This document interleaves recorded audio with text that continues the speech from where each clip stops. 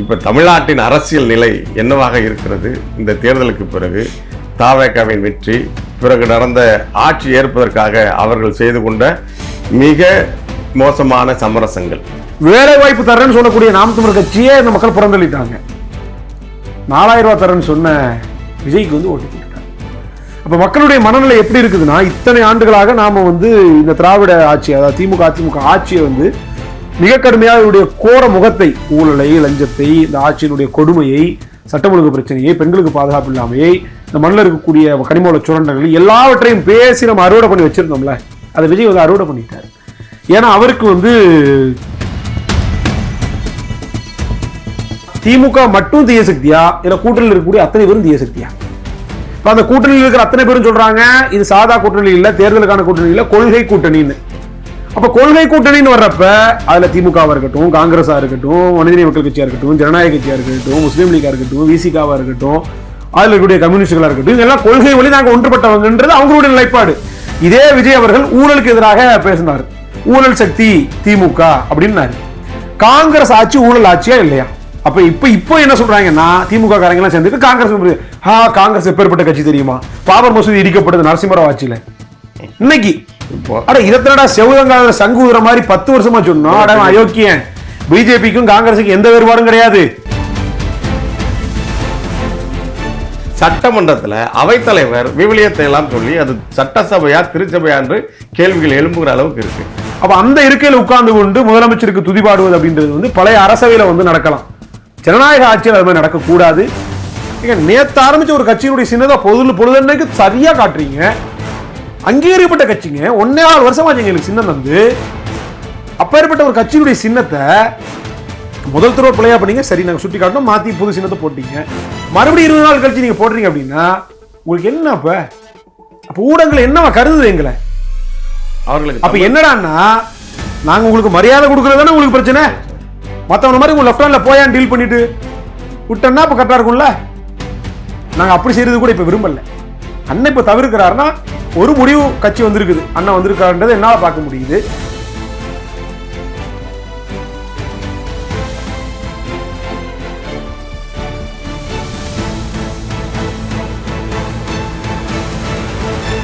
நம்ம பண்ணை இயற்கை அங்காடி. தொடர்புக்கு 87 54 44 92 99. உலகெங்கும் பரவி வாழ்கிற தாய் தமிழ் உறவுகள், டிஎன் மீடியாவுக்கு ஆதரவு அளித்து வருகின்ற நல் உள்ளங்கள் அனைவருக்கும் பாலமுரளிவர்மனின் அன்பு வணக்கம். இன்று நாம் தமிழர் கட்சியின் மாணவர் பாசறை ஒருங்கிணைப்பாளர் வழக்கறிஞர் அபுபக்கர் அவர்களோடு இருக்கிறோம். இன்றைய நடப்பு அரசியல் குறித்து பேசுவோம். தம்பி வணக்கம். வணக்கம். நலமா இருக்கீங்களா? நலமா இருக்கீங்க? நல்லா இருக்கேன் தம்பி. இப்ப தமிழ்நாட்டின் அரசியல் நிலை என்னவாக இருக்கிறது? இந்த தேர்தலுக்கு பிறகு தவேகாவின் வெற்றி, பிறகு நடந்த ஆட்சி ஏற்பதற்காக அவர்கள் செய்து கொண்ட மிக மோசமான சமரசங்கள், ஏற்கனவே இருக்கின்ற ஊழல் கட்சி என்றெல்லாம் சொல்லி தேர்தலிலே பிரச்சாரம் செய்தார்கள். அவர்களுடனேயே அவர்கள் கூட்டணி வைக்க வேண்டிய, அந்த மதச்சார்பற்ற முற்போக்கு கூட்டணி இருக்கிற அணிகளோடு சேர்ந்து ஆட்சி அமைக்க வேண்டிய ஒரு நிலை. இதில் அதிமுகவிலிருந்து வேற ஆதரவு பெறுவதற்கும் தயாராக இருக்கிறார்கள். இது எப்படி மாற்று அரசியலாகவோ அல்லது மாற்று கட்சியாகவோ இருக்க முடியும்? இதை ஒட்டுமொத்தமாக அரசியலின் போக்கையே மாற்றி இருக்கிறதா? எப்படி பார்க்குறீங்க? தமிழ்நாட்டினுடைய அரசியல் சூழல் கேலிக்கூத்தாகவும் வினோதமானவும் தான் அமைஞ்சிருக்குது. இதில் 2026 தேர்தலில் தவேகா இந்த அளவுக்கு வெற்றி பெறும், 108 இடங்களை பிடிக்கும் அப்படின்றதெல்லாம் யாருமே எதிர்பார்க்கல. இன்னும் சொல்ல போனால் விஜயை எதிர்பார்த்திருப்பாங்கன்னா தெரியாது. தவேகாவுடைய பல வேட்பாளர்கள் சும்மா கேண்டிடேட்டா போடுவோம்னு தான் போட்டாங்க. அதில் மதுரையிலிருந்து ஜெயிச்ச ஒரு வேட்பாளர்லாம் என்கிட்ட நேரடியாக சொன்னார், தவேகா 10% தாண்டாது, அதுக்கு மேலே போகிறதெல்லாம் கஷ்டம்தான், விஜயே ஜெயிப்பார்ன்றது சந்தேகம்தான். ஒருவேளை பெரம்பூரில் வாய்ப்பு, கூடுதல் வாய்ப்பு, திருச்சியிலலாம் வாய்ப்பே கிடையாது, இப்படி தான் சொல்லப்பட்டது. அப்போ விஜயே ஒரு தொகுதியில் தான் ஜெயிப்பார், தவேகா 10% தாண்டாது, இப்படின்னு தான் சொல்லப்பட்டு வந்த ஒரு தேர்தல். ஆனால் இந்த தேர்தலில் தவேகா 108 இடங்களை பிடித்து 1977க்கு பிறகாக திமுக அதிமுக இல்லாத ஒரு ஆட்சியை இந்த மண்ணில் நிறுவி இருக்குது. இப்போ நீங்கள் பார்த்தீங்கன்னா திமுக தொடர்ச்சியாக எதிர்கட்சி கூட இல்லாமல் போயிருக்குது. ஆனால் அதிமுகவை பொறுத்த வரைக்கும் அவங்க 77 ஆட்சியை பிடிச்சவங்க, ஒன்று அதிகாரத்தில் இருப்பாங்க, இல்லை எதிர்கட்சியாக இருப்பாங்க, இப்படி தான் இருக்கும். அதுலேயும் தொடர்ச்சியாக எம்ஜிஆர் ஆட்சியில் கூட 2 முறை ஆளுங்கட்சி, ஜெயலலிதா தொடங்கி வச்சு எடப்பாடி, அது தொடர்ந்து 10 முறை, அப்போ 2 முறை 10 ஆண்டுகள் 20 ஆண்டுகள் ஆளுங்கட்சியாக இருந்தவங்க, அதுக்கப்புறம் எதிர்கட்சியாக இருந்தவங்க. ஆனால் அதிமுகவுடைய நிலைமை இன்றைக்கு என்னன்னு பார்த்துட்டோம்னா, மொத்தமாக கிட்டத்தட்ட உடஞ்சிருச்சு கட்சியை. இப்போ இன்னைக்கு வந்து 2 அணியாக இருக்கக்கூடிய காட்சியில் பார்க்குறோம். அப்போ ஆளுங்கட்சியாக இருந்த அதிமுக, எதிர்கட்சியாக இருந்த அதிமுக இத்தனை ஆண்டுகள் 77க்கு பிறகாக எதிர்கட்சியாக கூட இல்லாமல் இன்றைக்கு வந்து 3வது இடத்தை பிடிக்கக்கூடிய நிலைமையை பார்க்குறோம். 83 இடங்களில் டெபாசிட் போயிருக்குது. இப்படி ஒரு 40% வாக்கு வங்கி கொண்ட ஒரு பலமான கட்சி இன்னைக்கு வந்து செதறி தேங்காவாக போயிருக்குது. திமுகவை பற்றி நீங்கள் சொல்லவே வேணாம், 200 இடம் பிடிப்போம், கண்டிப்பாக நாங்கள் வந்து உறுதி ஆட்சி அமைப்போம்லாம் வந்து சொன்னாங்க. ஆனால் அந்த திமுக இன்னைக்கு வந்து 60 இடங்களுக்குள்ளாக சுருண்டிருக்குது. ஒரு பலமிக்க எதிர்கட்சியாக இருந்தாலும் ஆனால் வந்து ஆட்சி பிடிக்க முடியாத ஒரு நிலைமை இருந்துச்சு. ஏன்னா திமுகவுக்கு வந்து ஒரு வரலாற்று வாய்ப்பு இருந்துச்சு.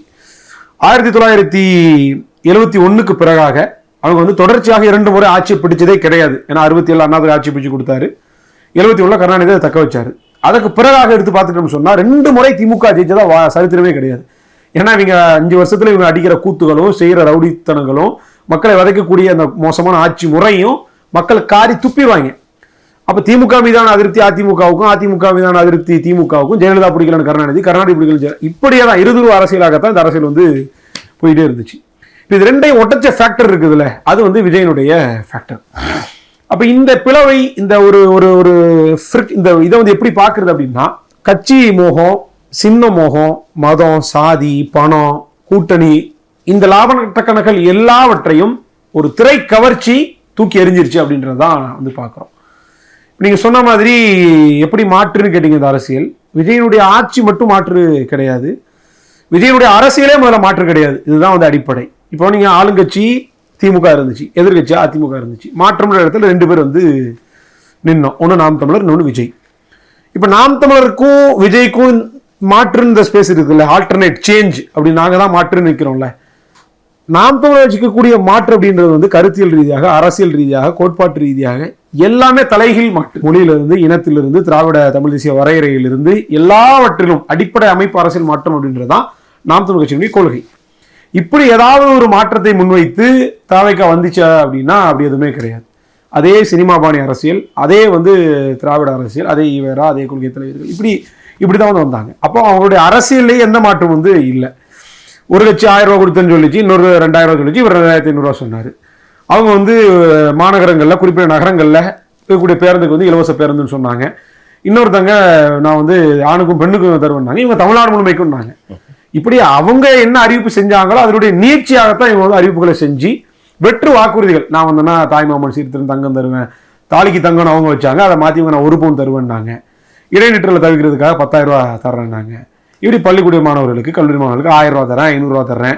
இந்த இலவச அறிவிப்புகள் தான் இருந்துச்சே தவிர, இங்க பாருங்க, ஒரு தாவேக்கான்ற ஒரு அரசியல் கட்சி படித்து விட்டு பட்டதாரிகளாக இருக்கக்கூடிய வேலை வாய்ப்பு இல்லாத பட்டதாரிகளுக்கு 4000 ரூபா தருதுங்குது. வேலை வாய்ப்பு இல்லாத பட்டதாரி, இப்போ நான் இருக்கிறேன்னு வைங்களேன், நான் ஒரு பட்டதாரியா இருக்கிறேன், நான் கேட்கறது 4000 நான் படித்த படிப்புக்கான வேலையா? நான் படித்த படிப்புக்கான வேலையை நாம் தமிழர் தருவேங்குது. இல்லை உனக்கு வேலை இல்லை 4000 ரூபா தர்றேன்னு தாவேக்கா சொல்லுது. ஆனால் என்ன வினோதம், என்ன கேள்விக்குது அப்படின்னா, வேலை வாய்ப்பு தர்றேன்னு சொல்லக்கூடிய நாம் தமிழர் கட்சியே இந்த மக்கள் புறந்தள்ளிட்டாங்க. 4000 ரூபா தரேன்னு சொன்ன விஜய்க்கு வந்து ஓட்டு போட்டுட்டாங்க. அப்ப மக்களுடைய மனநிலை எப்படி இருக்குதுன்னா, இத்தனை ஆண்டுகளாக நாம வந்து இந்த திராவிட ஆட்சி, அதாவது திமுக அதிமுக ஆட்சியை வந்து மிக கடுமையாக இவருடைய கோர முகத்தை, ஊழலை, லஞ்சத்தை, இந்த ஆட்சியினுடைய கொடுமையை, சட்டம் ஒழுங்கு பிரச்சனையை, பெண்களுக்கு பாதுகாப்பு இல்லாமையை, இந்த மண்ணில் இருக்கக்கூடிய கனிமூல சுரண்டங்கள் எல்லாவற்றையும் பேசி நம்ம அறுவடை பண்ணி வச்சிருந்தோம்ல, அதை விஜய் வந்து அறுவடை பண்ணிட்டார். ஏன்னா அவருக்கு வந்து கள பங்களிப்பு எதுவும் கிடையாது. இப்போ நாம் தமிழர் கட்சி நாங்கள் 0லேருந்து நம்ம ஆரம்பிச்சு 1, 3, 6, 8 இப்படி வந்தோம். இப்படி படிப்படியாக நிலையான ஒரு வளர்ச்சிக்கு வந்தோம். அது இப்போ கொஞ்சம் ஒரு சின்ன தேக்கம் ஏற்பட்டு கீழே சரிஞ்சிருக்கிறோம். இது தற்காலிக சரிவு தான், மீண்டும் வந்து எழுவோம், அது வேற. சின்ன அளவு தான், அது ஒன்றும் இல்லை. இப்போ ஆர்கே நகர்ல டெபாசிட் போன திமுக தான் ஆட்சி பிடிச்சது, அதுல ஒன்றும் இல்லை. அது நம்ம உறுதியாக எழுவணும் வைங்களேன். இப்போ 4வது கட்சியா இருக்கு, இதுக்கு பிறகுதான் காங்கிரஸ் எல்லா கட்சிகளுடைய வாக்குகள். ஆமா. அப்ப நாம் தமிழரை பொறுத்த வரைக்கும் தமிழர்களுடைய உரிமைகள், அதற்கான தேவை இருக்கிற வரைக்கும் நாம் தமிழர் கட்சியுடைய தேவையும் வந்து இருக்கும். இப்ப என்ன சொல்ல வந்தேன் அப்படின்னா, அப்ப தாவேக்கா வந்து எந்த இடத்துலையும் வந்து ஒரு மாற்றம் இல்லை, அந்த கட்சியினுடைய நீச்சாகத்தான் வந்துச்சு. அப்ப திரை கவர்ச்சி இருக்குதுல்ல, அந்த திரை கவர்ச்சின்றது அவருக்கு வந்து மேன்மிச்சமான வெளிச்சத்தை வந்து கொடுத்துச்சு, ஊடக வெளிச்சத்தை கொடுத்துச்சு. அவர் வந்து வீட்டை விட்டு வெளியே வரலாம் சரி, வீட்டு வாசல்லையே காத்துக்கிடக்கூடிய கேமராமேன்ஸ், அதை தொடர்ந்து செய்தியாக்கக்கூடிய ஊடகங்கள், இப்படி எல்லாமே வந்து இருந்துச்சு. அது போக பணபலம் மிக முக்கியமாக விளாண்டுச்சு. கிட்டத்தட்ட அவங்க இணையத்தில் இயங்கினது மட்டும் கிட்டத்தட்ட 34,000, 40,000, வாட்ஸ்அப் குரூப்பில் வச்சு வேலை பார்த்ததா இருக்கட்டும், PR teams, public relations teams மட்டும் 16 டீம் வந்து உள்ள ஒர்க் பண்ணதா சொல்றாங்க. அப்படி நிறைய செய்திகள் வந்து நமக்கு வந்து கிடைக்கப்பெறுது. எப்படி பார்த்தாலும் சரி மக்கள் ஓட்டு போட்டிருக்கிறாங்க, அதில் மட்டும் நமக்கு வந்து தெளிவாக தெரியுது. அப்போ என்னடான்னா, மக்கள் நல்லதை தேர்ந்தெடுக்காம, ஒரு நல்ல மாற்ற தேர்ந்தெடுக்காம, திரை கவர்ச்சியின் பின்னால் போனதனுடைய வெளிப்பாடு என்ன ஆயிடுச்சு அப்படின்னா, இன்னைக்கு வந்து குதிரை பேர் அரசியல்ல தாவேகா வந்து இறங்கி இருக்குது. இப்போ நீங்க பாருங்க, திமுகவை தீய சக்தின்னு விஜய் சொன்னார். தீய சக்தி தீய சக்தி தீய சக்தின்னு சொல்லிதான் அவருடைய நரேஷனே வந்து இருந்துச்சு. 2 பேருக்கு நடுவில் தான் போட்டின்னாரு. ஒன்று திமுக, இன்னொன்று தாவேகான்னாரு. இப்போ ஒன்று திமுக அது தீய சக்தி அப்படின்னா, திமுக மட்டும் தீய சக்தியா இல்லை கூட்டணியில் இருக்கக்கூடிய அத்தனை பேரும் தீய சக்தியா?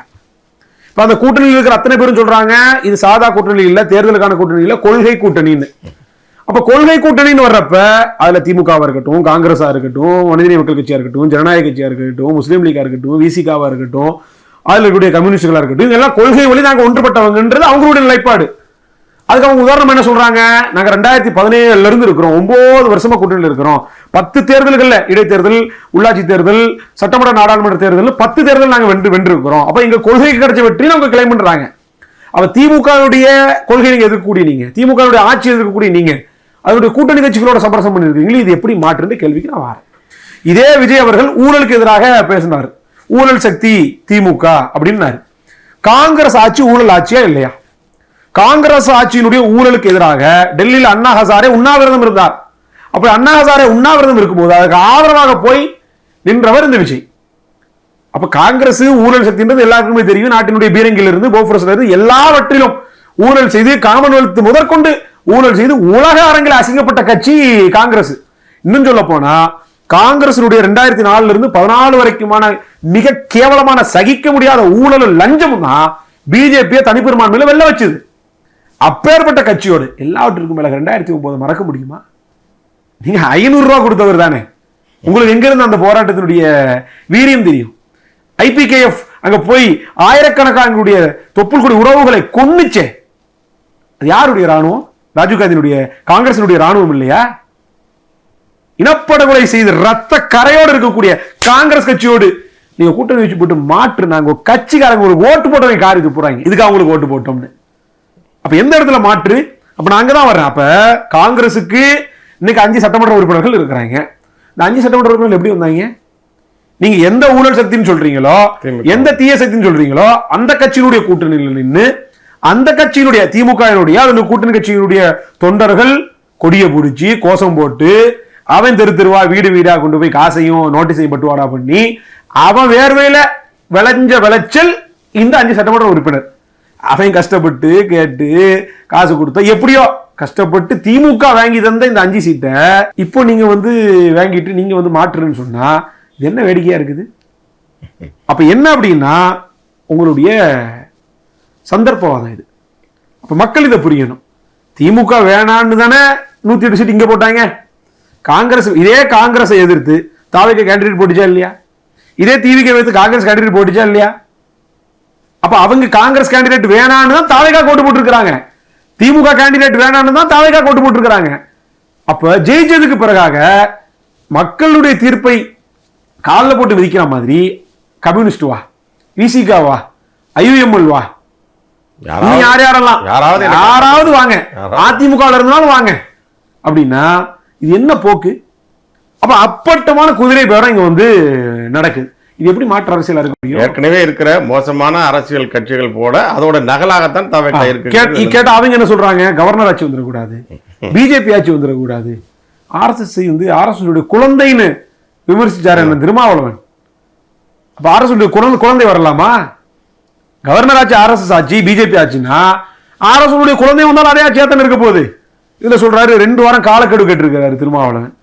நாங்க வந்து இந்தியா கூட்டணியில தொடர்றோமா, திமுக அதாவது தாவேகாக்குள்ள போறது இல்லையா அவரு, இந்தியா கூட்டணியில தொடர்றோமான்னு. அப்ப இந்தியா கூட்டணியில இப்ப திமுக இல்ல அப்படித்தானே? என்ன கேலி கூத்து? அப்ப இப்போ என்ன சொல்றாங்கன்னா திமுக காரங்க எல்லாம் சேர்ந்துட்டு காங்கிரஸ் எப்பேற்பட்ட கட்சி தெரியுமா, பாபர் மசூதி இடிக்கப்பட்டது நரசிம்மராவ் ஆட்சியில.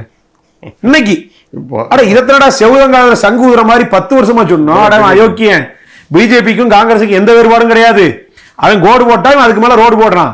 அப்ப பாபர் மசூதி இடிச்சாயும் வெடிக்க பார்ப்பான். அவன் ராமர் கோயில் கட்டினாயும் அதுக்கு வாழ்த்து சொல்லுவான். அவன் தீர்ப்பு போறதுக்கு ஆதரவு வாழனா இவன் அதுக்கு வந்து வாழ்த்து சொல்லுவான். அவன் நீட்டை கொண்டு வந்தா அதுக்கு ஆதரவா நளினி சிதம்பரத்தை வச்சு வாதாட வைப்பான். இப்படி ஜிஎஸ்டியா இருக்கட்டும், பொருளாதார அமைப்பு, என்ன கொண்டு வந்தாலும் சரி எல்லாவற்றுக்கும் காங்கிரஸ் தான் அடிப்படை மூல காரணம்னு நம்ம சொன்னோம்னா கெக்க நம்மளை பார்த்து சிரிச்சாங்க. இன்னைக்கு நம்ம சிரிக்க வேண்டியது இல்லை. அப்ப இன்னைக்கு பாபர் மசூதி சொல்றாங்க, மத்த என்னென்ன இஷ்யூலாம் சொல்றாங்க, எல்லாத்தையும் சொல்றாங்க. இன்னைக்கு தான் ஞானோதயம் பிறக்குது. இனி ஒரு 100 வருஷம் ஆனாலும் ராகுல் காந்தி ஒன்றியத்தில் ஆட்சியை பிடிக்க முடியாது. எத்தனையோ இளவெடுத்து நாங்க சொன்னோம். எதுக்கு இவ்வளவு நாள் அதுக்கான துணிவோ தைரியமோ காங்கிரஸுக்கு இல்லைன்னு சொன்னோம். கேட்டா டிஆர் பால் அறிக்கை விடுறாரு, தோல்வியும் புதியதில்லை துரோகமும் புதியதில்லைன்னு. நீங்க செஞ்ச துரோகத்தை விடவா? அதான் அதுதான் இப்ப மாற்றம், ஆட்சி மாற்றம் தான் நடந்திருக்கு, ஆள் மாற்றம் நடந்திருக்கு. ஆனால் இதனால நாட்டில் எந்த மாற்றமும் நடக்க போறது இல்லைன்னு நல்லா தெரியுது. ஏன்னா கொள்கை தலைவர் ஈவே ராமசாமி அவர்கள் சொன்ன விஜய் அவர்கள் ஒரு ஜோதிடருக்கு அரசு பதவி கொடுக்கிறார். அரசு பதவியை எல்லாரும் எதிர்த்த பிறகு அதிலிருந்து விலக்கிட்டு மீண்டும் திரும்ப பெற்றுக்கொண்டு, ஆனாலும் அவருடைய ஆலோசகராக எல்லாவற்றிலும் ஒரு ஜோதிடர் வைத்திருக்கிறார், ஒரு இந்துத்துவாவை போலவே. இப்ப சிறுபான்மை மக்களின் வாக்குகளை பெற்றதுனால சட்டமன்றத்தில் அவைத்தலைவர் விவிலியத்தை எல்லாம் சொல்லி அது சட்டசபையா திருச்சபையா என்று கேள்விகள் எழும்புகிற அளவுக்கு இருக்கு. மதச்சார்பற்ற தன்மை என்றால் என்ன? ஒரு மதத்தை எதிர்ப்பது, இன்னொரு மதத்திற்கு முழுமையாக ஆதரவாக இருப்பது, இன்னொரு மதத்தை அடையாளம் காட்டிக் கொள்வதற்கு பேர் மதச்சார்பன்மை. இது இந்த அரசு எப்படி இது? இப்ப நீங்க பாத்தீங்கன்னா இப்ப ஈவரானுடைய மேட்டரை நீங்க சொன்னீங்க. இதுல நான் என்ன கேட்கிறேன், ஜோதிடருக்கு அரசு வேலைன்றத கொடுத்தாங்க, அது திரும்ப பெற்றுட்டாங்கன்னு வைங்க, நெருக்கடி வந்தோடனே திரும்ப பெற்றுட்டாங்க. நாம் தமிழர் கட்சி ஆடு மாடு மேய்ப்பதை, அதை பண்ணை உருவாக்குவதை, அதை சார்ந்த தொழிற்சாலைகள் உருவாக்குவதை, அதை சார்ந்த இம்போர்ட் எக்ஸ்போர்ட் வணிபத்தை நாங்கள் அரசு பணியாக மாற்ற போகிறோம். எல்லாத்துக்கும் படித்தவர் படிக்காதவர் அனைவருக்கும் அவரோட படிப்புக்கு ஏற்ற மாதிரியான வேலைகளை நிலமும் வளமும் சார்ந்த தொழிற்சாலை உருவாக்கி அதன் மூலியமா வேலைவாய்ப்பு உண்டு பண்ணுவோம் அப்படின்னு சொல்லும்போது சிரிச்சாங்க. ஆடு மாடு மேய்க்கிறது அரசு பணியாக்க போறாராம் அப்படின்னு சொல்லி சிரிச்சவங்க ஜோசியம் பார்க்கறவன் இன்னைக்கு அரசு பணியாக கொள்கை தலைவர் என்ன கொள்கை? நீங்க என்ன கூத்துனா இதை நான் அப்பயே நான் விவாதங்கள் எல்லாம் கேள்வி கேட்டேன். ஏன் கொள்கை தலைவர் ஈவேரான்றீங்க? அங்க ஒரு தாவேக்காருடைய கூட்டம் நடக்கும்போது கையில சூடம் வச்சு காட்டினாங்க தெரியுமா, மழை வரணும்னு, மழை நிக்கணும்னு, மழை வந்துட கூடாதுன்றக்காக சூடம். என்னங்க கூத்து இது? பந்தக்கால் நட வச்சு ஐயரை வச்சு ஹோமம் வளர்த்துட்டு இருக்கீங்க, ஈவேரா கொள்கை தலைவர்ன்றீங்க. எனக்கு புரியலையே. அது ஒரு ஒண்ணு கவுண்டர் பண்ணி சொல்லுவார்ல, நான் இப்படி சுத்தும் போது நீ அப்படி சுத்தணும், நான் அப்படி சுத்தும் போது இப்படி ஆக மொத்தம் ஈயம் பூசுற மாதிரி இருக்கணும், பூசாத மாதிரி இருக்கணும். அது மாதிரி எந்த கொள்கை தெளிவும் கிடையாது. இல்லாம சும்மா பேருக்கு தமிழ்நாட்டுடைய ஐகான்ஸா யார் யார் இருக்கா? ஈவேரா அவருக்கு ஒரு ஃபேன் பேஸ் இருக்குது, காமராஜர் அவருக்கு ஒரு ஃபேன் பேஸ் இருக்குது, வேலுநாச்சியார் அவருக்கு ஃபேன் பேஸ் இருக்குது, அம்பேத்கர் பட்டியல் மக்களுக்கு அவருக்கு அவரு, அஞ்சலி அம்மாள் அவர் குறிப்பிட்ட சமூக மக்களுக்கு அவருக்கு அவங்க, இப்படி போட்டுக்கிட்டு ஒரு பாப்புலிஸ்ட் பாலிடிக்ஸை தான் விஜய் செஞ்சுட்டு இருந்தார். அப்ப எந்த கொள்கை தெளிவும் இல்லை. அப்ப என்ன நம்ம பார்க்க வேண்டி இருக்குதுன்னா, மக்கள் இதை புரிஞ்சுக்கிறணும். இவருடைய சந்தர்ப்பவாதம் எந்த அளவுக்கு மோசமானதாக இருக்குது, இதுல எங்கிருந்து இங்க தெளிவு இருக்குது. இந்த ஆட்சியில இப்போ அவரை நிரூபிச்சு நியமிச்சிட்டீங்கல்ல, ஏன் திரும்ப பெறீங்க? என்ன காரணம்? எதுக்காக நியமிச்சீங்க, எதுக்காக திரும்ப பெற்றீங்க? அதுக்கான எக்ஸ்பிளனேஷன் எங்க? இந்த காரணத்துக்காக இவரை நியமிச்சோம். ஒரு ஜோதிடருக்கு ஒரு அரசு பணியில என்ன தேவை இருக்குது? அவர் என்ன ஜோசியம் பார்த்து சொல்லுவாரா பட்ஜெட் இத்தனாம் தேதி போடுங்க சொல்லுவாரா? ஏப்ரல் மாசம் போச்சுன்னா பட்ஜெட் போட போறீங்க, இல்ல இதுக்கு இவ்வளவு ஒதுக்கணும் அவர் சொல்லுவாரா, இல்ல பொருளாதார ஆலோசகர்கள் சொல்லுவாங்களா? உங்களுக்கு தனிப்பட்ட ஒரு நம்பிக்கை இருக்குது, விஜய்க்கு தனிப்பட்ட ஒரு நம்பிக்கை இருக்குது, நான் ஜோதிடம் பார்த்து தான் வீட்டை விட்டு கிளம்புவேன், கிளம்பிட்டு போங்க, இன்னைக்கு இது சாப்பிடக்கூடாதுன்னா சாப்பிடாதீங்க, அது உங்க தனிப்பட்ட நம்பிக்கை, அங்க யாரும் தலையிட போறது இல்லை இல்லையா? ஆனா ஒரு அரசாங்கத்தினுடைய இதை நீங்க எப்படி ஒரு ஜோசியத்துக்குள்ள அடக்குவீங்க? அதே மாதிரி நீங்க கேட்ட சட்டசபையினுடைய மாற்றம் அதான். தனிப்பட்ட நபர்களுக்கு எனக்கு ஒரு இஸ்லாமியனாகவோ ஒரு கிறிஸ்தவனாகவோ ஒரு சைவ மதத்தை பின்பற்றவனாகவோ இல்ல வேற எந்த நாத்திகராகவோ இருக்கிறதுக்கு அவரவர் உரிமை. ஆனா ஒரு அவையினுடைய இதுன்னு வர்றப்ப அது நீங்க பொதுவான ஒரு இதுனா இப்ப திருக்குறளை நீங்க வாசிக்கலாம், தமிழ் நிறைய அறநெறி நூற்கள் இருக்குது, அதை நீங்க பண்ணலாம். இப்ப யாதும் ஊரே யாவரும் கேள்வி இருக்குது, பிறப்புக்கும் எல்லாவும் இருக்கும்ன்ற பொதுவான வாசங்கள், மத சார்பற்ற வாசங்கள் நிறைய இருக்கு, அதை நீங்க பயன்படுத்தலாம். அப்படி இல்லாம குறிப்பிட்ட இதை பயன்படுத்துவது அது நீங்க அரசியலமைப்பின் பால் உறுதிமொழி எடுத்திருக்கிறீங்க. அப்ப அது மதச்சார்பின்மையை வலியுறுத்துது, மதச்சார்பற்ற தன்மையை செகுலரிசத்தை வலியுறுத்துது. அப்ப நீங்க அதுக்கு எதிராக போகும்போது அப்ப அரசியலமைப்பு சட்டத்தின் மீதான தாக்குதலாகத்தான் அதை நம்ம பார்க்க வேண்டியது. அதான் அவைத்தலைவரே எம்ஜிஆரோடும் ஜெயலலிதாவோடும் எல்லாரோடையும் விஜய் அவர்களையும் ஒப்பிடுறதுங்கிறது ஒரு சட்டமன்ற உறுப்பினர்கள் புகழ்ந்து பாடுவது இது நீண்ட காலமாக அந்த கேவலம் நடந்துகிட்டு இருக்குது. இப்போ அதை பேசுவதற்கு முன்பாக தொடர்ச்சியாக ஒரு புகழ் மாலை பாடிட்டு எப்போதுமே செய்கிறாங்க. இவங்க வந்த பிறகு அதே போல் விஜயை இப்படி எல்லாத்தோடையும் ஒப்பிட்டு இந்த இதெல்லாம் விவிலியெல்லாம் பேசி அப்படிங்கிறது இது அரசியலை போக்கவே மிக மோசமான ஒரு சூழலுக்கு தான் கொண்டு. சபாநாயகர் ஆளுங்கட்சியினுடைய உறுப்பினராக இருந்தாலும் சபாநாயகராக ஒருத்தர் தேர்ந்தெடுக்கப்பட்டுட்டார் அப்படின்னா தராசினுடைய முள் போல நடுநியாயமாக இருக்கணும். அதுதான் வந்து ரொம்ப முக்கியமான ஒன்று. ஏன்னா ஒரு நாட்டினுடைய அடிப்படையான சிக்கல்கள் குறித்து, நாட்டினுடைய பொருளாதாரம் குறித்து, நாட்டினுடைய கனிம வளங்கள் குறித்து, நாட்டு மக்களுடைய எதிர்காலம் குறித்து, கல்வி குறித்து, மருத்துவம் குறித்து, வேலைவாய்ப்பு குறித்து, உட்கட்டமைப்பு குறித்து எல்லாவற்றையும் தீர்மானிக்கக்கூடிய அவை அப்படின்றது வந்து சட்டமன்றம். அப்ப அந்த சட்டமன்றத்தில் வந்து ஜனநாயகம்ன்றது வந்து ஆளுங்கட்சிக்கு மட்டும் உரித்தானது இல்லை. ஆளுங்கட்சிக்கு நீங்க வந்து பெரும்பான்மை இருக்கலாம், 110 120 எம்எல்ஏக்கள் வச்சிருக்கலாம், எதிர்கட்சிக்கு 70 பேர் இருக்கலாம். சாதாரண ஒரு சட்டமன்ற உறுப்பினர் இருக்காங்களா, ஒரு சுயேட்சை ஒருத்தர் ஜெயிச்சு போயிருந்தா கூட அவருக்கான உரிமை அங்க பாதுகாக்கப்படணும். அதுதான் வந்து சபையினுடைய மரபு. அந்த மரபை காக்கக்கூடிய மிக முக்கியமான ஒரு இடத்துல இருக்கக்கூடியவர் சபாநாயகர். அப்ப அப்படி இருக்கக்கூடிய சபாநாயகர் தான் வந்து ஒரு சின்னத்துல போட்டிட்டு தான் ஒரு கட்சி சார்பா தேர்ந்தெடுக்கப்பட்டிருந்தாலும் ஒரு முறை சபாநாயகருடைய அந்த இருக்கையில போய் அமர்ந்துட்டார் அப்படின்னா அங்க இருக்கக்கூடிய நபர் முதலமைச்சர் எப்படி ட்ரீட் பண்றாரோ அதே மாதிரி சாதாரண ஒரு சுயேட்சை ஜெயிச்சு வந்தாலும் அவரையும் அதே மாதிரி ட்ரீட் பண்ணணும். அதுதான் வந்து சபாநாயகருக்கான அழகு. அப்ப அந்த இருக்கையில உட்கார்ந்து கொண்டு முதலமைச்சருக்கு துதிபாடுவது அப்படின்றது வந்து பழைய அரசவையில வந்து நடக்கலாம். ஜனநாயக ஆட்சியில் அது மாதிரி நடக்கக்கூடாது. அதை வந்து ஒருபோதும் ஏற்க முடியாது. திரு உதயநிதி அவர்கள் குறிப்பிட்டது போல சேஞ்சுன்னு சொல்லி வந்தீங்க. இது எல்லாத்துலேயும் இப்படி தலைகளான ஒரு சேஞ்சாக இருக்குன்னு ஒரு குறிப்பிடுறாரு. இப்போ சட்டமன்றம், முதலமைச்சர் ஒரு நடிகர், எதிர்கட்சி தலைவர் ஒரு நடிகர், முதலமைச்சரும் பார்த்து வாசிக்கிறார், எதிர்கட்சி தலைவரும் பார்த்து படிக்கிறார். இது வந்து இதுவரைக்குமான இந்த சட்டமன்றத்துக்கு இந்த ஒரு பெருமையை வந்து ரொம்ப மோசமானதாக மாற்றிருக்கிறதா கருதுறீங்களா? எப்படி உணர்றீங்க? இல்லை, நீங்கள் சொன்ன மாதிரி எல்லாமே வந்து நடிகர்களாகத்தான் இருக்கிறாங்க. அதாவது எனக்கு தெரிஞ்சு உதயநிதியோ விஜயோ திரையில் நல்லா நடிச்சாங்களோ இல்லையோ அரசியலுக்கு வந்ததுக்கப்புறம் ரொம்ப நல்லா நடிக்க கற்றுக்கிட்டாங்க. தனிப்பட்ட முறை எனக்கு விஜயனுடைய நடிப்போ உதயநிதி நடிப்போ எனக்கெல்லாம் பெருசாக ஈர்ப்பு கிடையாது. மக்கள் அதில் விழுறாங்க. ஆனால் ஒரு சிறந்த நடிகர்னு சொல்லிக்கிற அளவுக்கு விஜயோ உதயநிதியோ நடிகர்கள் எல்லாம் வந்து கிடையாது. ஆனால் இப்போ ரொம்ப நல்லா நடிக்கிறாங்க, அது மட்டும் நல்லா தெரியும். நீங்கள் சொன்ன மாதிரி 2 பேரும் பார்த்து படிக்கிறாங்க. ஒருத்தர் வந்து ஐபேட் பார்த்து படிக்கிறாரு, இன்னொருத்தர் வந்து பேப்பர் பார்த்து படிக்கிறாரு. இதில் என்ன வேடிக்கைன்னா உதயநிதி பேப்பர் பார்த்து படிக்கிறாரேன்னு வருத்தப்படுறதா, இல்ல உதயநிதியாவது பேப்பர் பார்த்து படிக்கிறாரு அது கூட படிக்காம எங்க போயிட்டு வெளியே போயிட்டு ட்வீட் போடுறாருன்னு வருத்தப்படுறதா, இதை நினைச்சு அதை வருத்தப்படுறதா, இல்ல அதை நினைச்சு இதை மனசை தேத்திக்கிறான்ற ஒரு கேள்விக்குறி நமக்குள்ள எழுது. ஏன்னா ஒரு சட்டமன்றம் 2 நாள் தான் நடக்குது, தேதி குறிக்காம தள்ளி வச்சிடுறாங்க. இது என்ன என்ன ஜனநாயக பண்பு இது? ஏன்னா ஸ்கிரிப்ட் ரெடி ஆகல, இன்னும் வந்து பேசுறதுக்கு ப்ரிப்பேர் ஆகல. நீங்க திக்கி கூட படிக்கலாம், புதுசுதான் உங்களுக்கு, நான் இப்பதான் கத்துக்கிட்டு இருக்கிறேன்னு சொல்லலாம். அதுக்கெல்லாம் வாய்ப்புகள் படிச்சாரு, தவறாதான் படிச்சாரு. ஆமா, அப்படி இருந்தா கூட அது அப்படி கூட போயிட்டு போடு. சரி, புதுசு ஏதோ பண்றீங்க, அட்ஜஸ்ட் பண்ணிக்கணும், 6 மாசம் கால அவகாசம், அது தேனிலவு பீரியட்னு சொல்லுவாங்க, பண்ணிக்கங்கன்னு நிர்வாகத்தை சொல்லுவாங்க. நிர்வாகம் சொல்லுவாங்க, பார்த்து படிக்கிறதுக்கு இல்ல. சரி, அது கூட எடுத்துக்கிறோமே, புதுசா வந்திருக்கீங்க சரின்னு சொல்லலாம். ஆனா அதுக்கு கூட பயந்துகிட்டு அவைய தள்ளி வைக்கிறது எப்படி சரியான இதாக இருக்கும்? ஏன்னா கடந்த ஆட்சியிலே வந்து நாங்கள் 100 நாள் சட்டமன்றத்தை நடத்துவோம்னு திமுக வந்து வாக்குறுதி கொடுத்து, நான் ஏற்கனவே அதிமுக ஆட்சியில் நடந்த அளவுக்கு கூட சட்டமன்றத்தை வந்து திமுக நடத்தல. அப்போ அதுக்கு மாற்றுன்னு சொல்லிட்டு வரக்கூடிய நீங்க குறைந்தபட்சம் ஒரு 100 நாள் நடத்தணும். நடத்துனீங்கன்னா தான் ஒவ்வொரு துறையும் நம்ம நேரம் எடுத்து ஒவ்வொரு துறைக்கும் வந்து நேரம் ஒதுக்கி எது எதுல என்னென்ன பிரச்சனை இருக்குது. ஏன்னா 50 ஆண்டு கால இந்த ஆட்சியில 50-55 ஆண்டு கால இந்த ஆட்சியில தமிழ்நாட்டை கண்ணா பின்னமா செதைச்சு போட்டு வச்சிருக்காங்க. நீங்க வளர்ச்சின்றது எதை காட்டுறாங்கன்னா, சென்னையில மெட்ரோ ரயில் ஓடுது, சென்னையில் பஸ் ஓடுது, ஏசி பஸ் ஓடுது, இன்ஃப்ராஸ்ட்ரக்சர் இருக்குது, தியேட்டர் இருக்குது, மல்டிப்ளெக்ஸ் காம்ப்ளெக்ஸ் இருக்குது, வான் உயர 25 மாடி அப்பார்ட்மெண்ட் இருக்குது. இதை மட்டும்தான் வளர்ச்சின்னு காட்டுறாங்களே தவிர, இங்கே இருக்கக்கூடிய ஐடி கம்பெனிகள் இதை வச்சுக்கிட்டு வளர்ச்சின்னு பேசுறாங்களே தவிர, நீங்கள் கிராமத்துக்கு வாங்க, தமிழ்நாட்டினுடைய எந்த கிராமத்துக்கும் போவோம், ஸ்மார்ட் வில்லேஜ்னு ஒரே ஒரு கிராமத்தை காமிங்க, தமிழ்நாட்டில் ஒரு இடத்துல காட்ட முடியாது. சாலைகளே இல்லாத கிராமத்தை நூற்றுக்கணக்கான கிராமங்களை என்னால் காட்ட முடியும். மின்சாரம் போய் சேராத நூற்றுக்கணக்கான கிராமங்களை என்னால் காட்ட முடியும். அடிப்படை ஆரம்ப கல்வி, ஆரம்ப சுகாதார நிலையம் இல்லாத கிராமங்கள் நூற்றுக்கணக்கான கிராமங்கள் என்னால் காட்ட முடியும். நான் கண்ணால பார்த்தேன். என்னுடைய நான் போட்டிட்ட கடையநல்லூர் தொகுதியில் என்னால் காட்ட முடியும். இதுவரை பெரிய கேள்வி தெரியுமா? வள்ளிமன்புரன்ற ஒரு கிராமம் எங்க தொகுதியில் 2019 அதுக்கு பேருந்து நிலையம் அமைச்சிட்டாங்க. நிறுத்தம் 7 லட்சம் ரூபா செலவுல பேருந்து நிறுத்தம் கட்டி 7 வருஷம் ஆகுது. 2019 கட்டினது 2026 இன்னைக்கு வரைக்கும் நான் சொல்றேன், May 15 வரைக்கும் நான் சொல்றேன், ஒரே ஒரு பஸ் கூட அந்த பேருந்து நிறுத்தத்தில் நிற்கல. அப்ப பேருந்து நிறுத்தத்துல கூட நிக்காத நிலைமை, பஸ் நிக்காத நிலைமை கூட அங்க இருக்குது. இப்படி ஒவ்வொரு அடிப்படை சிக்கல் குறித்தும் என்னப்பா ஒரு பஸ் தானப்பா நிக்கல நீங்க யோசிக்கலாம் அடிப்படை. ஆனா அந்த கிராமத்து மக்கள் பஸ் ஏறணும்னா இங்கிட்டு 3 கிலோமீட்டர் நடக்கணும், இல்லைன்னா அந்த பக்கம் ஊருக்கு 3 கிலோமீட்டர் நடக்கணும்.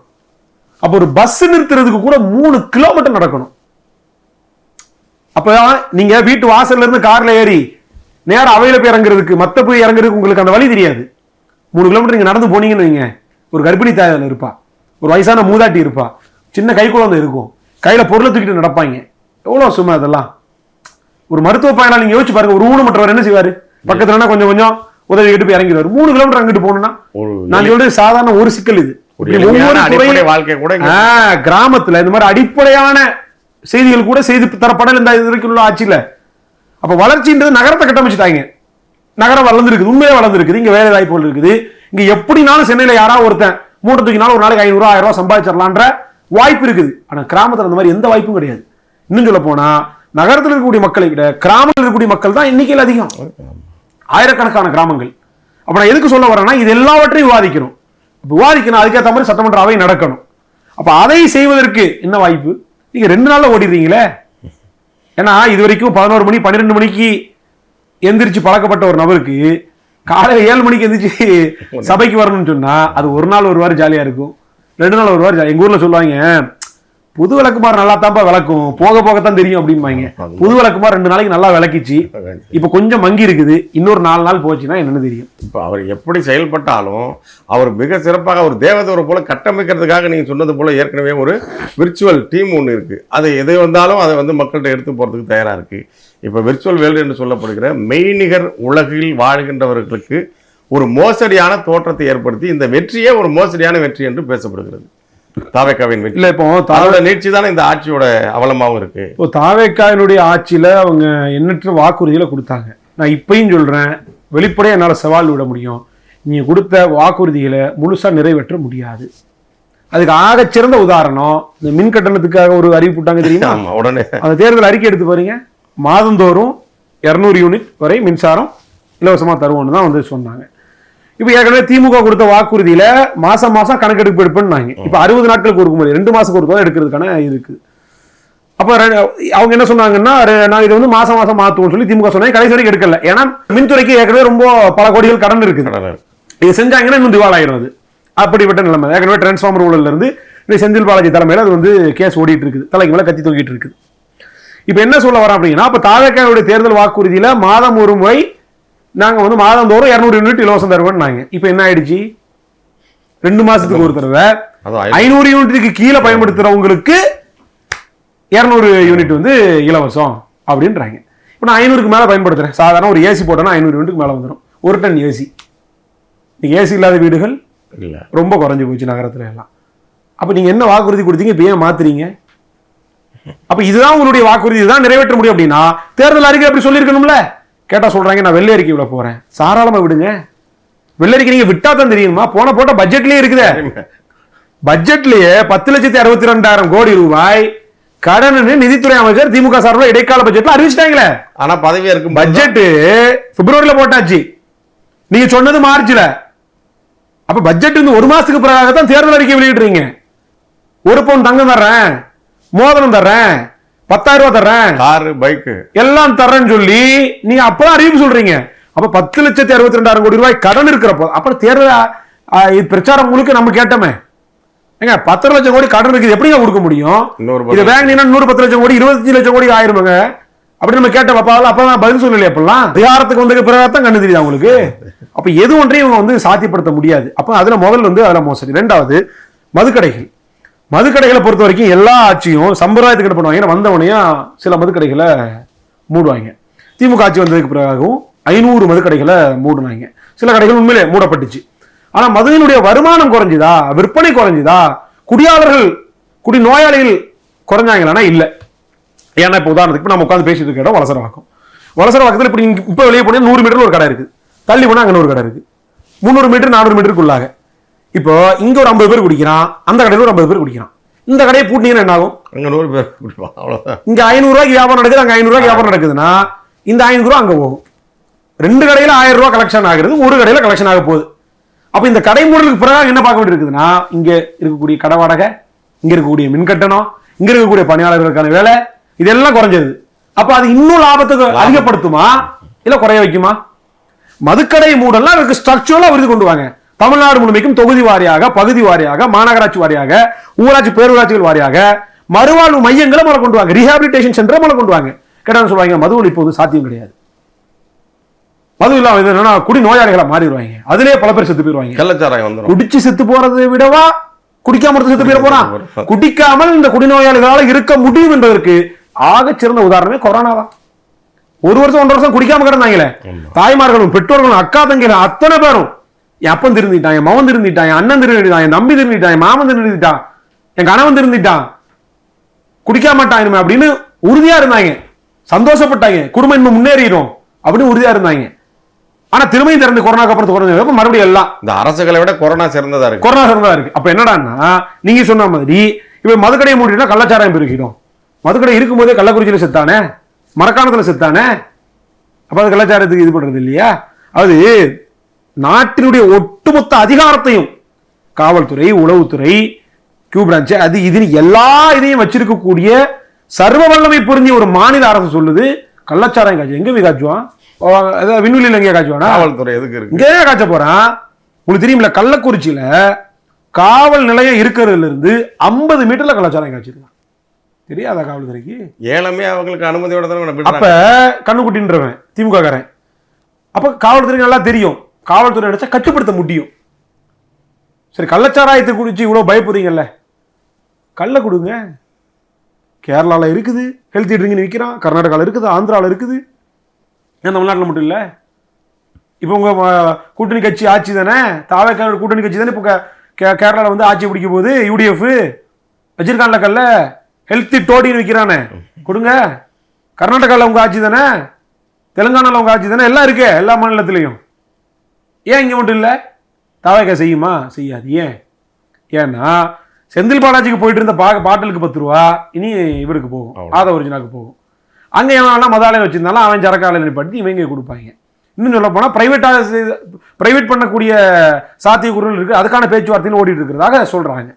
அப்போ அப்படியே உண்மையிலேயே மக்கள் மேலே உங்களுக்கு வந்து அக்கறை இருக்குது, மக்கள் வந்து குடிக்கக்கூடாது, மக்கள் நல்லா வாழணும் அப்படின்னு சொல்லி நினச்சிங்கன்னா 717 கடையில் 4000 கடையும் மூடணும்.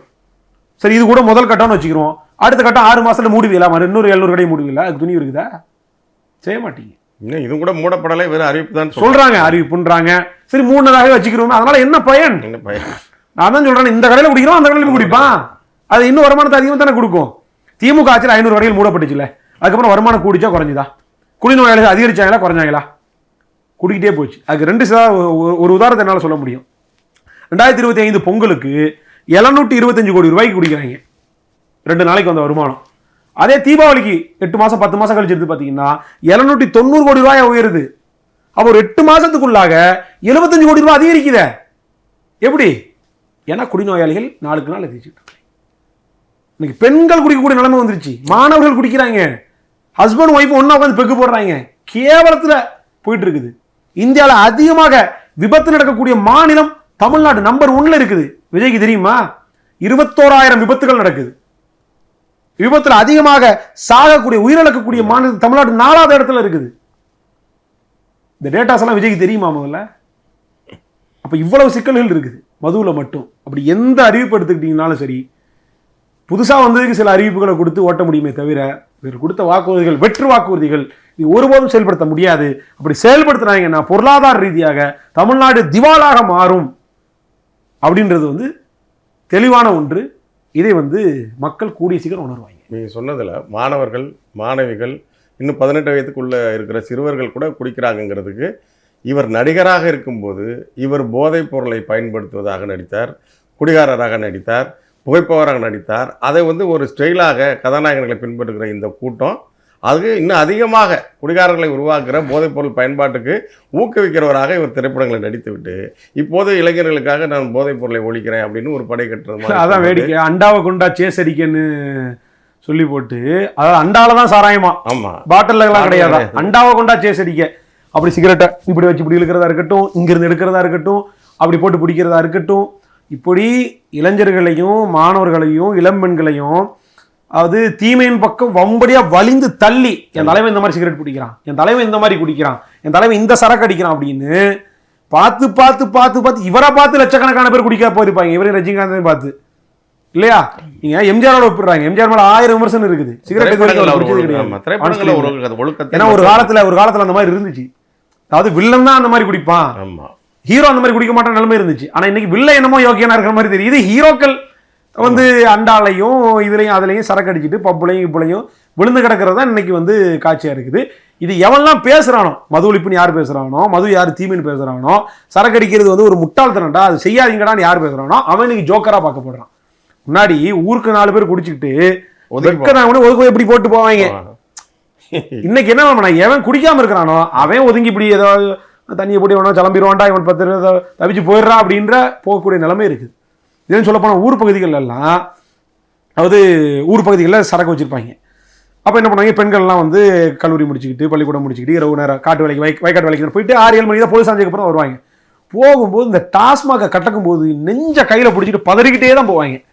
எந்த நேரத்தில் எவன் சிலம்புவான், ஏன்னா போதையில் இருக்கிற அன்கான்சியஸாக இருப்பான் இல்லையா.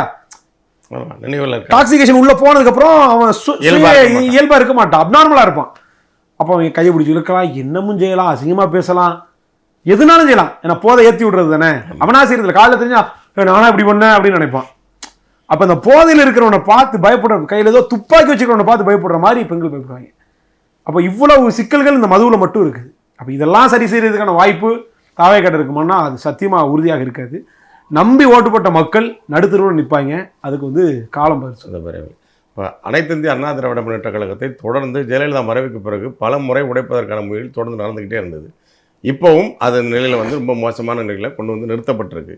இதுக்கு செங்கோட்டையன் அவர்கள் அதிமுகவை ஒருங்கிணைப்பதற்காகவும் அல்லது தன்னுடைய தலைமையில் கொண்டு வருவதற்கு முயற்சி பண்ணி டெல்லியில் சென்று அமித்ஷா அவர்களை சந்தித்த போது அதற்கு பிறகு அங்கிருந்து நேராக புறப்பட்டு வந்து தாவேக்காவில் சேர்ந்தார்.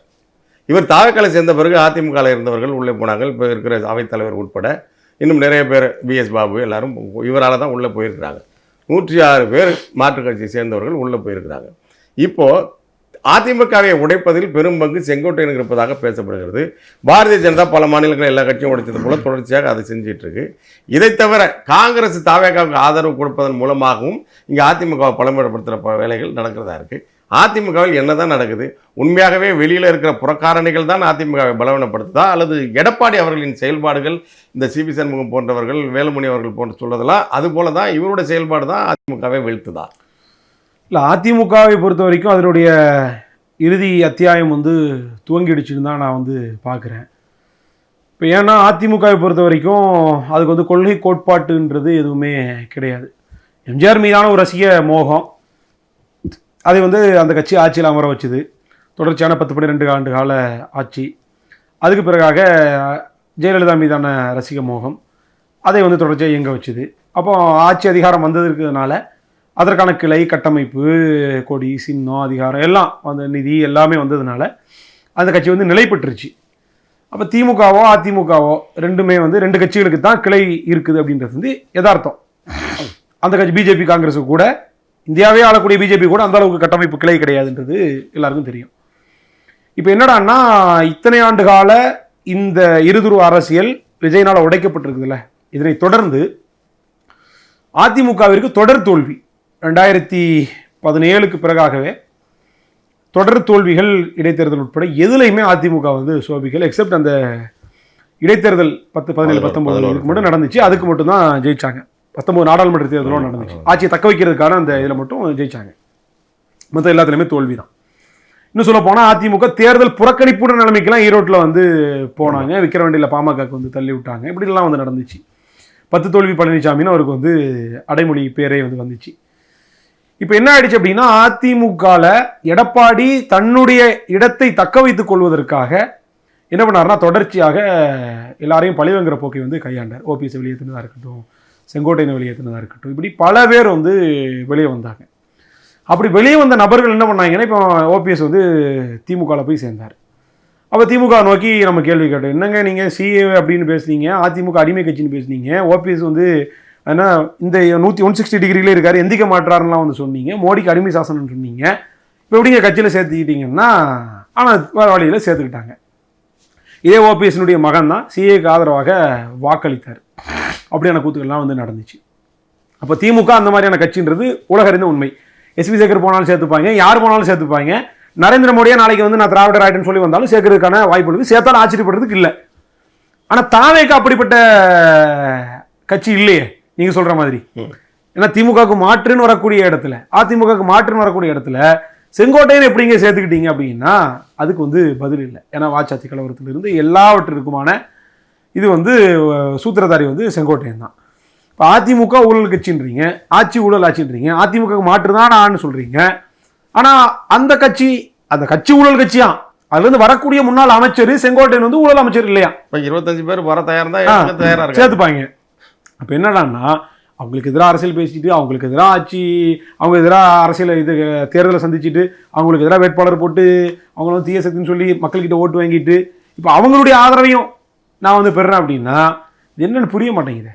அப்போ என்னன்னா அதிமுகவை பொறுத்த வரைக்கும் பிஜேபி ஒரு விஷயத்தில் தெளிவாக இருக்குது. திராவிட கட்சிகள் இந்த அதிமுக உடச்சி அந்த இடத்தை வந்து நாம் வந்து உள்ளே வரணும்னு பிஜேபி நெடுங்காலமாக திட்டம் போட்டுட்டு இருந்துச்சு. அதுக்கு இன்னைக்கு ஒரு வாய்ப்பை எடப்பாடி ஏற்படுத்தி கொடுத்துருக்காரு அப்படின்றது தான் பார்க்க முடியுது. கிட்டத்தட்ட நெருங்கிடுச்சு. இன்னைக்கு சிவி சண்முகமும் எஸ்பி வேலுமணியும் ஒரு பக்கம் இருக்கிறாங்க, எடப்பாடி இன்னொரு பக்கம் இருக்கிறாரு. அதிமுக இப்போ 2ஆக உடஞ்சிருச்சு.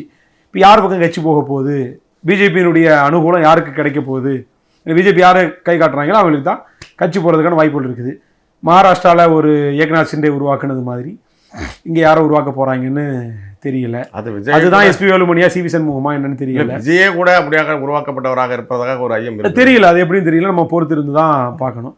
சிவசேனாவை 2ஆக உடைச்சு போட்ட மாதிரி அதிமுக உடைப்பதற்கான வாய்ப்புகள் அநேகமாக இருக்கு. இப்போ சந்திப்பின் நிறைவாக இந்த தனியார் தொலைக்காட்சியில் கேள்வி கேட்டபோது விண்ணூர்தி நிலையத்தில் அண்ணன் வந்து அதுக்கு பதில் சொல்லாமல் புறக்கணித்து விட்டு சென்றார். அதற்கு அந்த தொலைக்காட்சி முதலமைச்சர் விஜய் பத்திரிகையாளர்களை ஊடகங்களை சந்திக்கும் வரை சீமான் சந்திக்க மாட்டார் அப்படின்னு திரித்து தவறாக செய்தியை பரப்புகிறது. இது எப்படி இது சரியான போக்காது? அது ஊடகத்தின் நான் பார்த்து 2016 நான் கட்சிக்குள்ள வந்தேன். 10 வருஷம் முடிஞ்சு போச்சு, நிறைவடைஞ்சிச்சு. இப்போ 11 ஆண்டில் நான் இருக்கேன். இந்த 10 வருஷத்தில் ஆயிரக்கணக்கான ப்ரெஸ் மீட்டுகளை அண்ணன் பக்கத்தில் நின்று நான் பார்த்துருக்கேன், தொலைக்காட்சியிலையும் பார்த்துருக்கிறேன், தூரமாக நின்றும் பார்த்துருக்கிறேன். இப்படி பல சந்தர்ப்பங்களில் எனக்கு கிடச்சிருக்கு. அது வேற ஏதாவது கேள்வி இருக்குதா அப்படின்ற கேள்வியோட தான் என்னுடைய பத்திரிகையாளர் சந்திப்பு வந்து நிறைவு வரும் இல்லையா? அப்போ அப்படி இருக்கிறப்ப பத்திரிகையாளர்கள் மொத்தமாக நின்று எடுப்பாங்க, சில பேர் எக்ஸ்க்ளூசிவாக கேட்பாங்க, ஒவ்வொரு தெரியும் உங்கள் தங்களுடைய லோகோ தெரியணுன்றதுக்காக தனித்தனியாக கேட்பாங்க. பல நிருபர்கள் 10 நிருபர்கள் தனித்தனியாக கேட்டாலும் 10 பேருக்கும் தனித்தனியாக பதில் சொல்லிட்டு போகக்கூடிய ஆள் எனக்கு நான் பார்த்துருக்கிறேன். காலையிலேருந்து ஆர்ப்பாட்டங்கள் இருக்கும், போராட்டங்கள் இருக்கும், இன்னும் சொல்லப்போனால் தேர்தல் காலகட்டத்தில் வந்து கடுமையான பரப்புரைகள் இருக்கும்.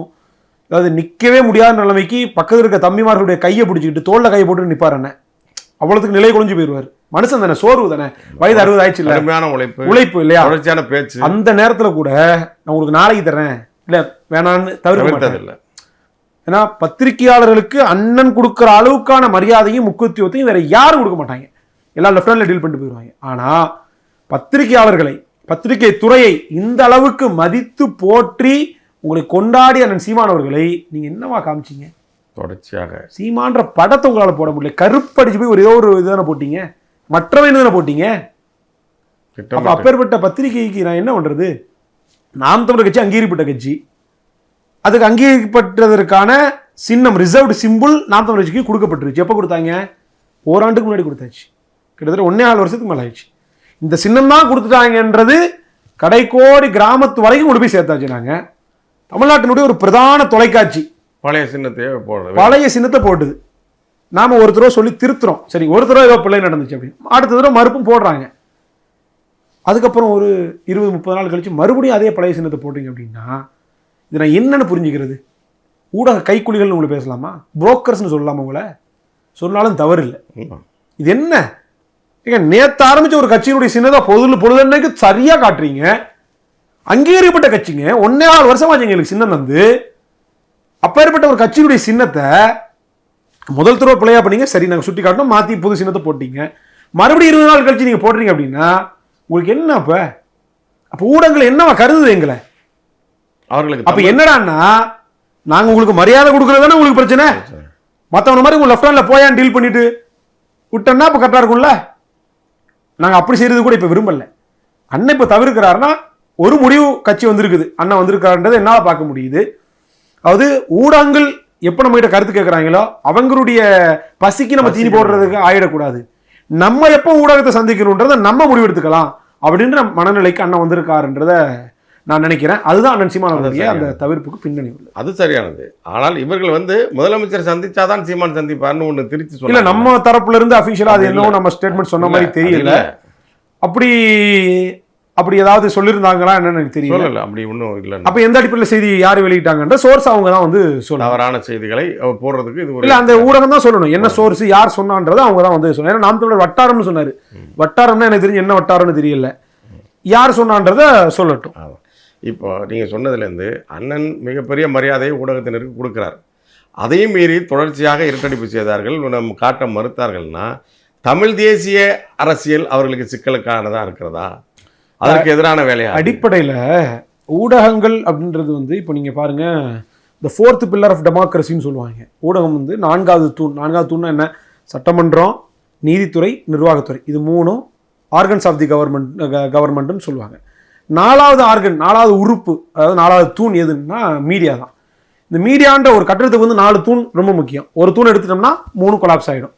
இப்போ இந்த 4ஆம் தூண் சொல்கிறோம்ல, 4th பில்லர் ஆஃப் டெமோக்ரஸின்னு, ஏன் இந்த ஊடகத்தை சொல்கிறோம்னா இந்த 3ஐயும் நிலைநிறுத்துவதற்காக தாங்கி பிடிக்கக்கூடிய இடத்துல எது இருக்குதுன்னா ஊடகங்கள் இருக்குது. இப்போ இந்த ஊடகங்கள் அறத்தின் வழி நிற்பது தான் அடிப்படை. ஆனால் அறத்தின் வழி நிற்குதா என்றா அப்படி இல்லை. ஏன்னா அந்த ஊடகங்களுக்கு அறம், மக்கள் பிரச்சனை, நடுநிலைமை இது எல்லாவற்றையும் கடந்து நிறுவனமயப்பட்டுருச்சு இந்த ஊடகங்கள். விளம்பரங்களுக்காக, டிஆர்பி ரேட்டிங்களுக்காக. இதாக என்ன ஆயிடுச்சுன்னா சொன்னால் பயாஸ் ஆகிடுச்சு.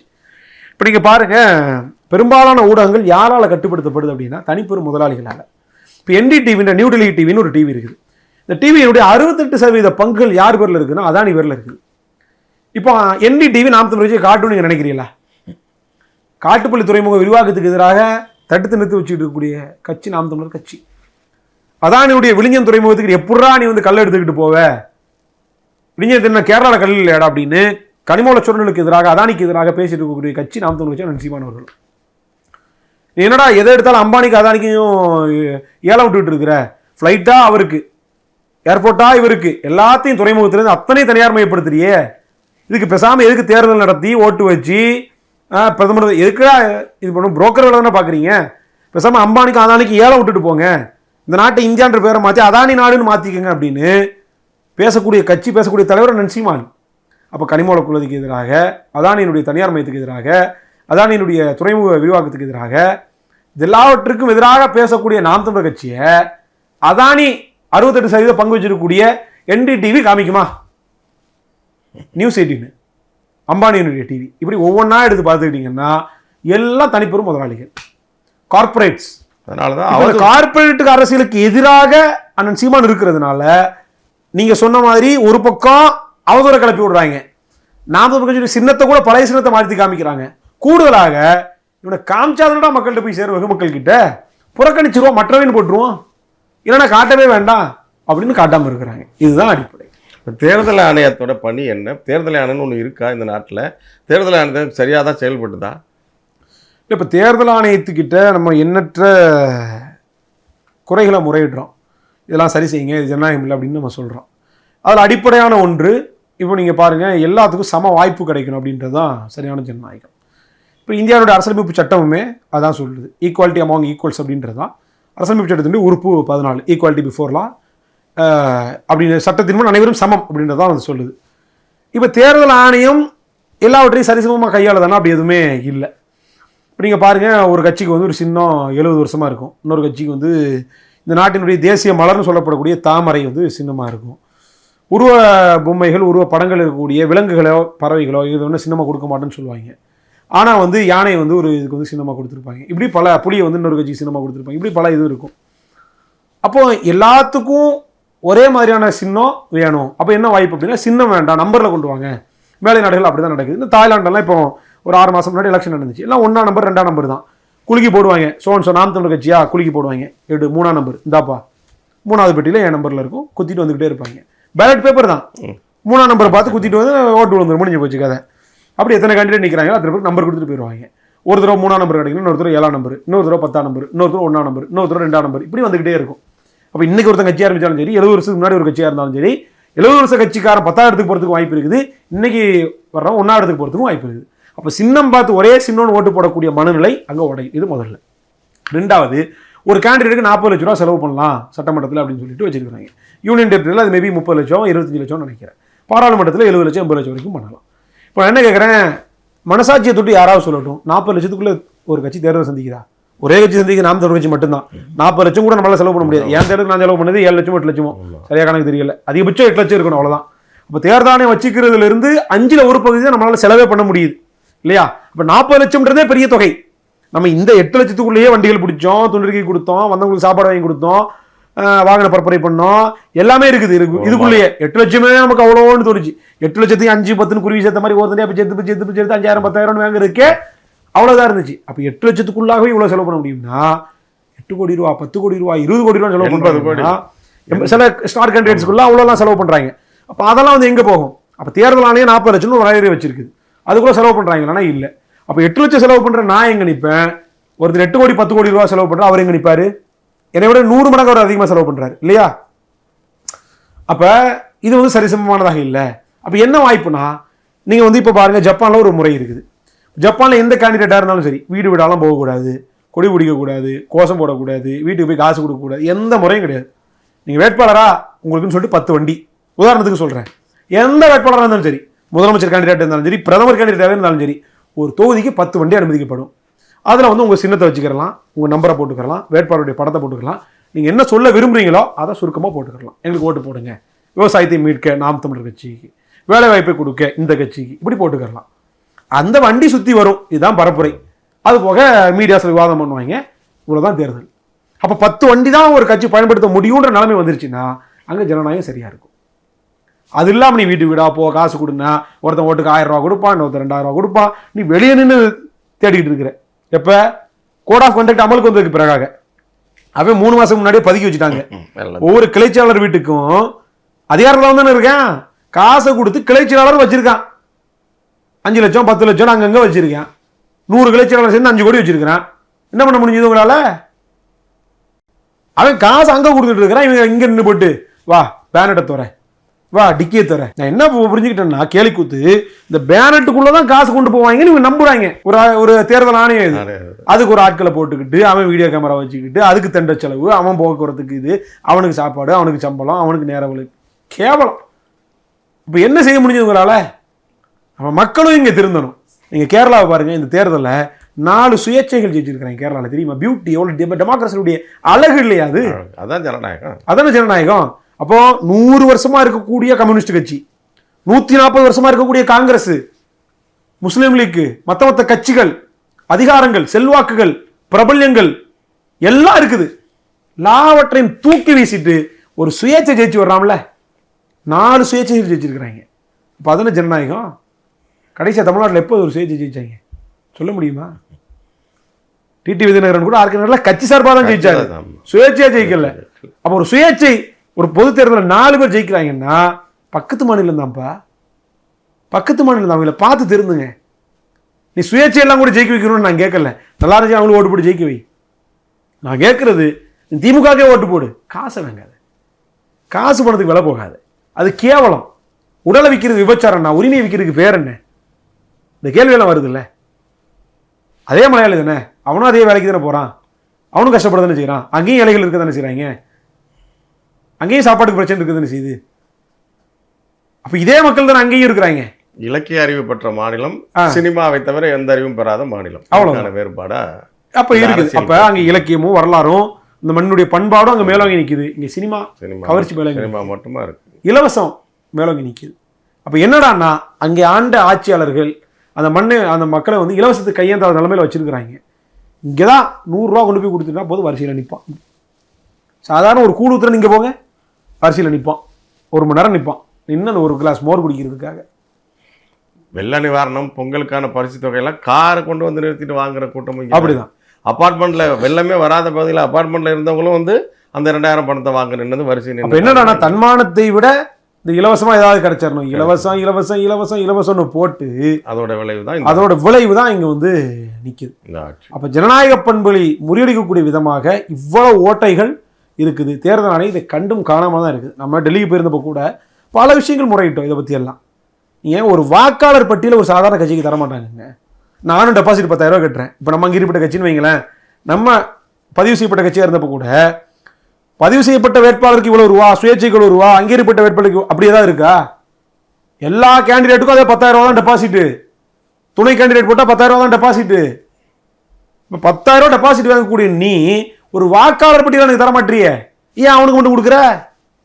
அப்போ அதுலேயே ஜனநாயகம் இல்லையே. கேட்டால் எலெக்ஷன் வெப்சைட்டில் இருக்கு, டவுன்லோட் பண்ணிக்க. டவுன்லோட் பண்ணால் என்ன வரும்? படம் இல்லாதது வரும். அவனுக்கு படம் உள்ள ஜாபிதா. அப்போ தேர்தல் ஆணையத்தினுடைய அணுகுமுறைகள்லேருந்து அத்தனையும் ஜனநாயகபூர்வமாக, ஜனநாயக விரோதமாகத்தான் இருக்குது. அதில் தேர்தல் ஆணையன்றது ஒரு நாடக கம்பெனி, ஒரு கேலிக்கூத்து நடத்தக்கூடிய ஒரு கம்பெனி. இன்னும் சொல்ல போனால் ஒன்றிய அரசினுடைய ஒரு ஊதுகுழலாக செயல்படுது அப்படின்றது தான் யதார்த்தம். அது எல்லாருக்கும் தெரிஞ்ச உண்மை. அப்போ சரியான முறையில் தேர்தல் நடக்கும்போது தான் இந்த நாட்டின் ஜனநாயகம் நிச்சயமா. காப்பாற்ற. மிக்க மகிழ்ச்சி. உங்கள் நேரத்தை ஒதுக்கி கருத்துக்களை பகிர்ந்தமைக்கு மிக்க நன்றி. மீண்டும் சந்திப்போம். மிக்க மகிழ்ச்சி.